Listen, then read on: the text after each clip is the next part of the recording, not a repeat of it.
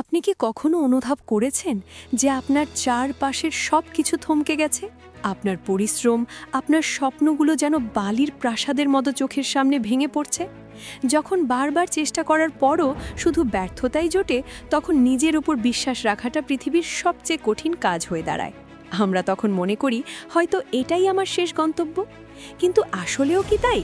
ইতিহাসের পাতা উল্টে দেখুন, পৃথিবীর সবচেয়ে বড় বড় সাফল্যগুলো এসেছিল সবচেয়ে বড় ব্যর্থতার পর। টমাস আলভা এডিসন 1000 বার ব্যর্থ হবার পর বৈদ্যুতিক বাল্ব আবিষ্কার করেছিলেন।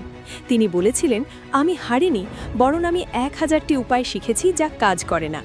আপনার আজকের এই পরাজয় আসলে আপনাকে আগামীর জয়ের জন্য তৈরি করছে। প্রতিটি ধাক্কা আপনাকে শেখাচ্ছে কিভাবে আরও শক্তভাবে ফিরে আসতে হয়।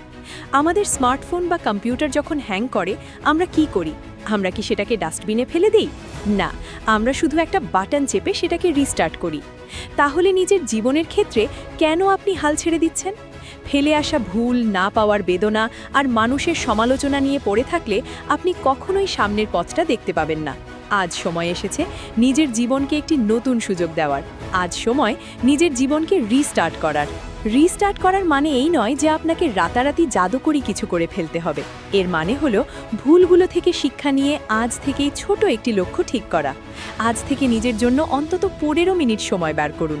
নতুন কিছু শিখুন, পুরনো শখগুলোকে আবার প্রাণ দিন। মনে রাখবেন, সূর্য প্রতিদিন ডুবে যায় শুধু পরের দিন আরও উজ্জ্বলভাবে উদিত হওয়ার জন্য। আপনার আজকের এই ছোট ছোট পদক্ষেপগুলোই একদিন আপনাকে বড় সাফল্যের শিখরে পৌঁছে দেবে। হারিয়ে যাওয়া মানেই জীবন শেষ হয়ে যাওয়া নয়, প্রতিটি শেষই আসলে একটি নতুন শুরুর পূর্বাভাস।